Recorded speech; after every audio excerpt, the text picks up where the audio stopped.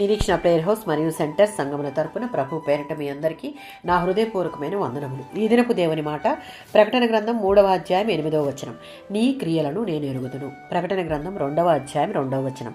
క్రీస్తు తన సంఘాలకు తన అంతిమ సందేశం ఇస్తుండడంలో ఆయనకు ఉన్న ముఖ్య ఉద్దేశం ఏంటి అంటే, తన బోధను వక్రీకరిస్తూ తన ప్రభావాన్ని అధికారాన్ని తక్కువ చేస్తూ ఉన్న కపట బోధకులను, అబద్ధ ప్రవక్తలను, దొంగ అపోస్తులను సహించి ఉండనివ్వడం ద్వారా సంఘాలు భ్రష్టత్వంలో పడిపోకూడదు దని ఆయన ఉద్దేశం.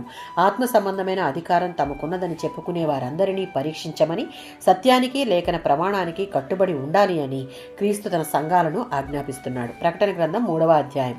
ఈ అధ్యాయంలో సార్దీస్, ఫిలదెల్ఫియా, లవోదికీయ సంఘాలు వాటి ఆత్మీయ స్థితిగతులను గురించి చెప్పబడింది. ఈ 3 సంఘాల యొక్క క్రియలను నేను ఎరుగుదును అని 1, 8, 15 వచనాలలో దేవుడు చెప్తున్నాడు.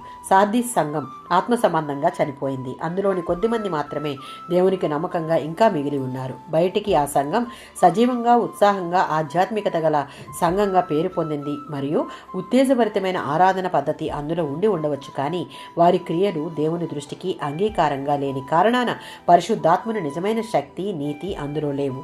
యేసు తన ప్రజల అంతర్గత జీవితాలను, హృదయాలను పరిశోధిస్తున్నాడని దీని ద్వారా మనం తెలుసుకోవచ్చు. రెండవది, ఫిలదెల్ఫియా సంఘం క్రీస్తు మాటకు నమ్మకంగా నిలిచి విశ్వాసమును కాపాడుకుని క్రీస్తు మాటకు వారు కట్టుబడ్డారు. లోకము నుండి ఎదురైన ప్రతి వ్యతిరేకతను భరించారు.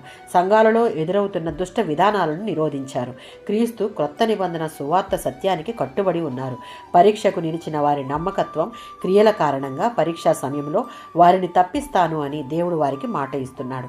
విశ్వాసులంగా, సంఘంగా మన యొక్క భక్తి, మన ప్రవర్తన, క్రియలు దేవునికి మరుగైనవి కావు.